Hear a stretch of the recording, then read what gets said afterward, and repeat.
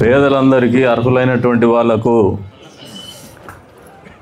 ఇల్లు ఇవ్వాలని చెప్పేసి ఒక ఆలోచనతోనే రాష్ట్రంలో ఉన్నటువంటి కూటమి ప్రభుత్వం చంద్రబాబు నాయుడు గారి నాయకత్వంలో అంత్యస్థాయిలో కేంద్రంలో ఉన్నటువంటి నరేంద్ర మోడీ గారి నాయకత్వంలో పనిచేస్తున్నటువంటి ఎన్డీఏ కూటమి ప్రభుత్వం ప్రతి నిరుపేదకు ఇల్లు ఇవ్వాలని చెప్పేసి స్థలం ఇచ్చేసి లేదంటే స్థలం ఉన్నటువంటి వాళ్ళకు ఇల్లు మంజూరు చేసి వాళ్ళకు పొజిషన్ సర్టిఫికేట్ ఇచ్చి 2.5 లక్షల రూపాయలు 1.5 లక్ష కేంద్ర ప్రభుత్వం నుంచి 1 లక్ష రూపాయలు రాష్ట్ర ప్రభుత్వం నుంచి మద్దతుగా ఇస్తూ ప్రారంభించినటువంటి ఈ కార్యక్రమానికి ఈ రోజున కుటాగుల గ్రామంలో అధ్యక్షత వహించినటువంటి సోదరి స్థానిక కౌన్సిలరు గంగా భవానీ గారికి, అదేవిధంగా వేదిక మీద ఉన్నటువంటి ఇంకొక సోదరి మున్సిపల్ చైర్పర్సన్ दिलशाद निसा, तुम्हारा मुँह से निकलना बोल के बोला कैसा भी तुम्हारा शादी में तुम्हारे घर वाले तो पूछ के रखते नहीं, इसके वजह से तुम्हारा मुँह से निकलना बोल के बोले दिलशाद निसा गाరికి వేదిక మీద ఉన్నటువంటి వైస్ చైర్మన్ సోదరుడు రాజశేఖరాచారి గారికి, సోదరుడు డైమండ్ ఇర్ఫాన్ గారికి, విచ్చేసినటువంటి మున్సిపల్ కౌన్సిలర్లకు, స్థానిక తెలుగుదేశం పార్టీ నాయకులకు, పాత్రికేయ మిత్రులకు, విచ్చేసినటువంటి కుటాగుల గ్రామ సోదరిమణులకు అందరికీ కూడా పేరు పేరు నమస్కారాలు తెలుపుకుంటూ, చంద్రబాబు నాయుడు గారు స్వర్గీయ నందమూరి తారక రామారావు గారు పార్టీ పెట్టినప్పటి నుంచి కూడా ఏ సంక్షేమం కానీ ఏదైనా మంచి చేయాలంటే ఆడవాళ్ళ పేరు మీద ఇస్తున్నారు. వాస్తవమా కాదా? ఇది మీకు పెన్షన్లు మామూలుగా లోన్లు ఇచ్చేది మీ పేరు మీద ఇస్తారు, స్వయం సహాయ సంఘాలకి, ఎస్హెచ్జీలకి. ఇల్లు ఇవ్వాలంటే మీ పేరు మీదే ఇస్తూ ఉన్నారు. గ్యాస్ కనెక్షన్ ఇల్లంటే మీ పేరు మీదే ఇస్తూ ఉన్నారు. తల్లికి వందనం అన్నారు కానీ తండ్రికి వందనం అనలా. మీరే ఇంకా మీకు ఇస్తున్నటువంటి గౌరవాన్ని కానీ మీకు చేస్తున్నటువంటి మంచిని కానీ మర్చిపోయి ఇప్పటికీ పాత పేరుతోనే పిలుస్తున్నారు, ఒక బిడ్డకు డబ్బులు చాలనుకొని. వాస్తవమా కాదా? నేను చెప్పింది అర్థమైందా మీకు? పాత ప్రభుత్వంలో ఒకరికి ఇచ్చేవాళ్ళు, అందరికి ఇస్తామని అబద్ధాలు చెప్పి ఒకరికే ఇచ్చేవాళ్ళు, దానికి ఒక పేరు పెట్టినాడు ఆయన. మీరు ఇప్పటికీ ఆ డబ్బులు వచ్చేది ఆ పేరు మీదే పిలుస్తున్నారు, మీకు ఒక బిడ్డకు చాలనుకుంటున్నారు. అందరి బిడ్డలకి ఇచ్చేదే తల్లికి వందనం. మీరు కనీసం ఇంత మంచి చేసేటువంటి ఒక పథకాన్ని, ఆ పేరుని, ఆ పథకం పేరుని వల్లే వేయాల్సినటువంటి బాధ్యత మీ అందరి మీద ఉందని చెప్పేసి మా అక్క చెల్లెమ్మలకు అందరికి కూడా విజ్ఞప్తి చేస్తాను. మర్చిపోవద్దండి, ఎవరైనా మనకు సాయం చేసి గుర్తుపెట్టుకుంటాం. అంత్యస్థాయిలో ఈ రోజున ఇల్లు ఇస్తూ ఉన్నారు. 2004-2009 మధ్యలో కాంగ్రెస్ పార్టీ అధికారంలో ఉండేది, రాజశేఖర రెడ్డి గారు ముఖ్యమంత్రిగా ఉండేవాళ్ళు. ఏం జరిగింది మీ కుటాగుల్లో? నువ్వు ఒకటి ఆ రోజు కొట్లాడినావు, ఈ రోజుకి అరుస్తూనే ఉండవు. ఇంకా ఎంతమంది ఉన్నారు ఇక్కడ?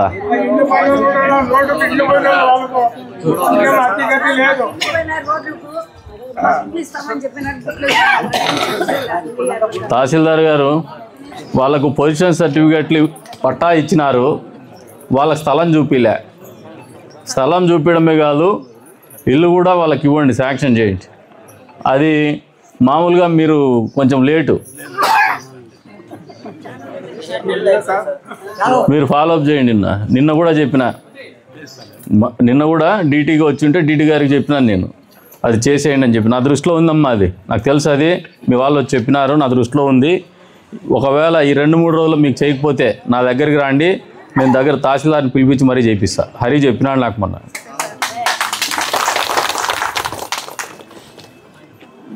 రెండవది, ఇల్లు ఇస్తా అన్నారు. ఇల్లు కానీ భూమి కానీ అంటే ఒక ఎమోషన్.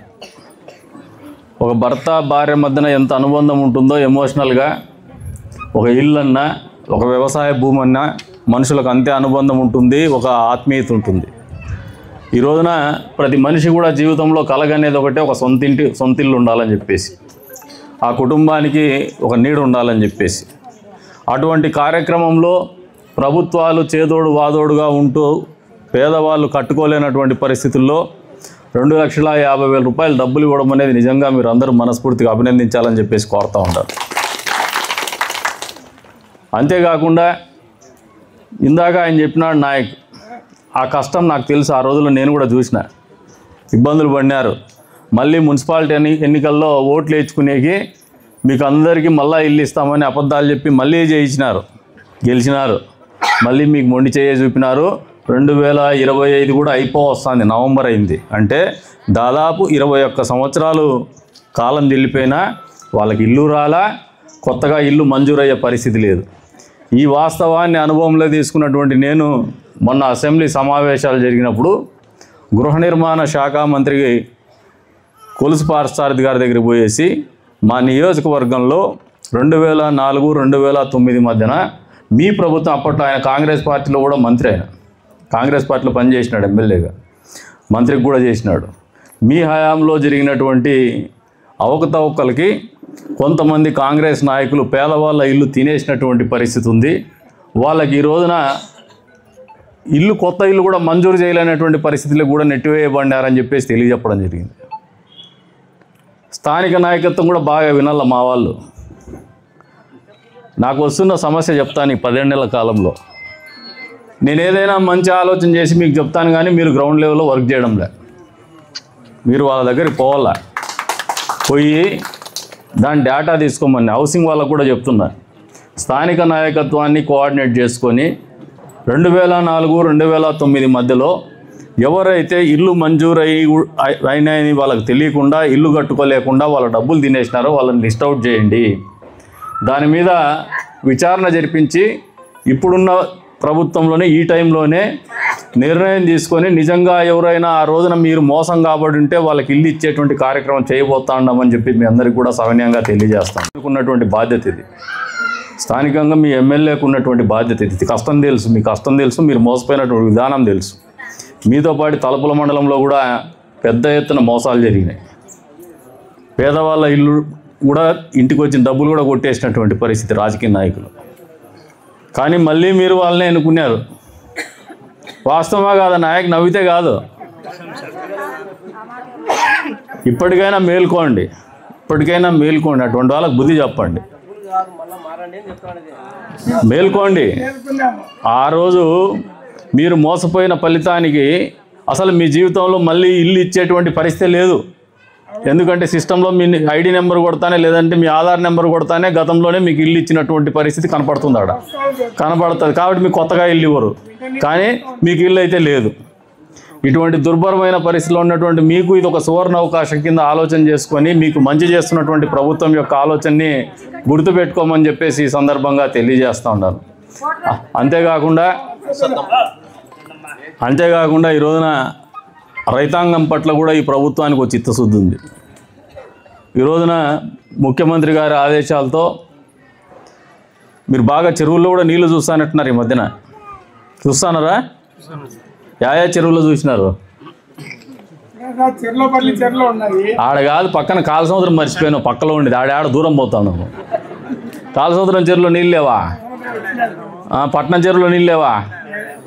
మరి అవి పక్కనే ఉండే పట్నం చెరువు, కాళసముద్రం చెరువు మర్చిపోయి ఎక్కడ ఉండే చెర్లోపల్లికి పోతున్నా. చెర్లోపల్లి కాలువలో వస్తాయి. మీ చెరువులకు నీళ్ళు వచ్చిండే పరిస్థితి మీరు గుర్తుపెట్టుకోమంటున్నాను. మీరు ఈ రోజున నీటి లభ్యత ఉన్నటువంటి పరిస్థితిలో రైతాంగం వ్యవసాయం చేసుకోవాలనే ఆలోచనతోనే సబ్సిడీ మీద విత్తన పంపిణీ కార్యక్రమం కూడా జరుగుతున్నటువంటి పరిస్థితులు మీ అందరి దృష్టికి తీసుకొస్తాను. ప్రభుత్వం యొక్క ఆలోచన విధానానికి మీరు మద్దతు ఇవ్వమని చెప్పేసి కూడా కోరుతూ ఉన్నారు. మామూలుగా కష్టం చేసుకునే వాళ్ళు, పేదరికంలో ఉంటూ కూడా విప్లవాత్మకమైనటువంటి ఆలోచనలు ఉన్నటువంటి వాళ్ళు ఎవడైనా తప్పు చేస్తే ఈ నియోజకవర్గంలో కుటాగల వాళ్ళకు భయపడతారు, తిరగబడతారని చెప్పేసి అటువంటి ఉండేటువంటి ఈ గ్రామంలో ఈ కార్యక్రమం జరగడం అనేది నిజంగా మనస్ఫూర్తిగా మాకు కూడా ఒక అవకాశంగా భావిస్తున్నాం, ఒక భగవత్ సంకల్పంగా కూడా భావిస్తున్నాం. మంచి స్థానంలోనే ఈ కార్యక్రమం మొదలవుతుంది ఈ రోజున. అటువంటి స్థానంలో మొదలైనటువంటి ఈ కార్యక్రమం నియోజకవర్గంలో మీ వాడలో 111 మంది లబ్ధిదారులకు అందజేస్తున్నాం. ఇంకా అవసరమైతే ఇంకా ఇస్తాం, ఇంకా అప్లై చేసుకోమని చెప్పేసి కూడా తెలియజెప్తా ఉన్నాం. అంతేకాకుండా నియోజకవర్గ వ్యాప్తంగా ఇంకా హౌసింగ్ కూడా ఇచ్చేకి 30 తారీఖు వరకు టైం ఉంది. మన గడువు అయిపోయినటువంటి పరిస్థితుల్లో మళ్ళీ అందరి విజ్ఞప్తి మేరకు ఈ నెల 30 వరకు మళ్ళీ ఇల్లు అప్లై చేసుకోవడానికి అవకాశం కల్పించినటువంటి పరిస్థితి గ్రామీణ ప్రాంతంలో కూడా. పట్టణ ప్రాంతంలో అయితే 327 ఇల్లు ఇస్తున్నాం ఈ సందర్భంగా. అంతేకాకుండా ఇంటి పట్టాలు కూడా ఇచ్చేటువంటి పరిస్థితి ఉంది. మీరు కూడా స్థానిక నాయకులు నిజంగా ఎవరికైనా పట్టాలు లేకపోతే జెన్యూన్గా ఉండేది మా దగ్గర తీసుకురండి. మళ్ళీ వ్యాపారాలు చేయనిచ్చే పరిస్థితి లేకపోవద్దండి. పేదవాడిని పట్టడన్నము వానికే జలందాలి. అది స్థలం లేదు, ఇల్లు లేనటువంటి వాళ్లకు మనం స్థలం ఇవ్వాలా, ఇల్లు కూడా ఇవ్వాలా, మన బాధ్యత అది. మామూలుగా కొద్దిమంది రాజకీయాల్లో ఉండేటువంటి వాళ్ళంటే మా పార్టీ వాళ్ళు కాదు, వేరే పార్టీ వాళ్ళు మన వచ్చినారు ఒక గుంపేసుకొని, మేము ఏడో క్లీన్ చేసుకున్నాం మాకు పట్టాలు ఇప్పించండి అని. ఇది ఒక గుంపు, ఒక 4-5 గుంపులు ఉన్నాయి ఊర్లో. ఈ గుంపులకి ఇదే వ్యాపారం. క్లీన్ చేసుకున్నాం పట్టాలు ఇండి అంటారు. ఏం మీకు ఇల్లు లేవంటే చిన్న ఇల్లు ఉంది పెద్ద ఇల్లు కట్టుకుందామంటారు. కరెక్టేనమ్మా, మీరు చిన్న ఇల్లు ఉంది పెద్ద ఇల్లు కట్టుకుంటావు, అసలు ఇల్లే లేని వాళ్ళు అట్లే చచ్చిపోవాలా అని అడిగితే తప్పే అని ఒప్పుకుంటారు అప్పుడు. కాబట్టి మన నాయకులు కూడా జాగ్రత్తగా ఉండండి, ఆలోచన చేసుకోండి. రాజకీయాల్లో పేదవాడి అన్నం లేక మనం చేయబెడితే భగవంతుడు క్షమించడు, ప్రజలు క్షమించరు అనేది వాస్తవం అని మనం అందరూ గుర్తిరగాలని చెప్పేసి కూడా తెలియజెప్తా ఉన్నాను. ఒళ్ళు దగ్గర పెట్టుకొని గతంలో ప్రభుత్వంలో తప్పులు చేసిన వాళ్ళ తప్పుల నుంచి మనం నేర్చుకోవాలని చెప్పేసి కూడా తెలియజెప్తా ఉన్నాను. నిజంగా అర్హులైనటువంటి వాళ్ళకి ఇళ్ళ పట్టాలు ఇద్దాం, ఇల్లు కూడా మంజూరు చేయిద్దాం. దానికి మీరందరూ కూడా కష్టపడి పని చేయమని చెప్పేసి స్థానిక నాయకత్వానికి కూడా పిలుపునిస్తా ఉన్నాం. రాజకీయాల్లో మనకు అదొక బాధ్యత. ప్రభుత్వం యొక్క ఆలోచనని కానీ ప్రభుత్వం చేసే మంచిని కానీ సరైనటువంటి వ్యక్తులకి సరైనటువంటి లబ్ధిదారులకు చేరవేయడమే మన బాధ్యతగా ఆలోచన చేయమని చెప్పేసి కూడా మా వాళ్ళందరికీ కూడా తెలియజెప్తాను. ఉద్యోగస్తులను కూడా అదే రీతిలో ఆలోచన చేయమని చెప్పేసి కూడా ఈ వేదిక మీద నుంచి కోరుతూ ఉన్నాను. ఇది ఎవరిగో పెత్తనం చెలాయించేసి మేము లాక్కోవడానికి కాదు, ఇది నిజాయితీగా వాళ్ళకు అందజేయడానికి మేము ఉన్నాం. ఇక్కడ పోస్ట్ మ్యాన్ ఉద్యోగమే మాది. కాబట్టి దానికి అనుగుణంగానే మీ ఆలోచన కానీ మీ ప్రవర్తన కానీ ఉండాలని చెప్పేసి అధికారులకు కూడా చెప్తున్నాము. ప్రజలు కూడా అర్థం చేసుకోండి, మీ హక్కు అది. ప్రభుత్వం చేసే మంచిని తీసుకోవడం అనేది మీ హక్కు. అనాలోచితంగా ఎవరైనా మోసం చేస్తానే ఇంకొకరు బలవంతం చేస్తానే కూడా తిరగబడండి, మా దృష్టికి తీసుకురండి. దానికి అనుగుణంగానే చర్యలు కూడా ఉంటాయి, ఎక్కడ కూడా అనుమానం పెట్టుకోవద్దండి. కాబట్టి బృహత్తరమైనటువంటి కార్యక్రమం ఇది. ఇల్లు ఇస్తున్నారంటే ఒక నీడు ఇస్తున్నారు, ఒక నీడు ఇస్తున్నారంటే వాళ్ళు దేవునితో సమానం అనేది మీరు గుర్తుపెట్టుకోండి. నరేంద్ర మోడీ గారు, చంద్రబాబు నాయుడు గారు, పవన్ కళ్యాణ్ గారి నాయకత్వంలో పనిచేస్తున్నటువంటి భాజపా కావచ్చు, తెలుగుదేశం పార్టీ కావచ్చు, జనసేన పార్టీ కావచ్చు, పేదల కోసం చేస్తున్నటువంటి ఈ బృహత్తరమైనటువంటి కార్యక్రమాన్ని మనస్ఫూర్తిగా మీరు అందరూ కూడా ఆశీర్వదించాలని చెప్పేసి, చేస్తున్నటువంటి మంచికి కృతజ్ఞతగా ఉండాలని చెప్పేసి కూడా మీ అందరినీ కూడా కోరుకుంటూ ఈ అవకాశం కల్పించిన మీ అందరికీ పేరు పేరున ధన్యవాదాలు తెలుపుకుంటూ సెలవు తీసుకుంటున్నాము.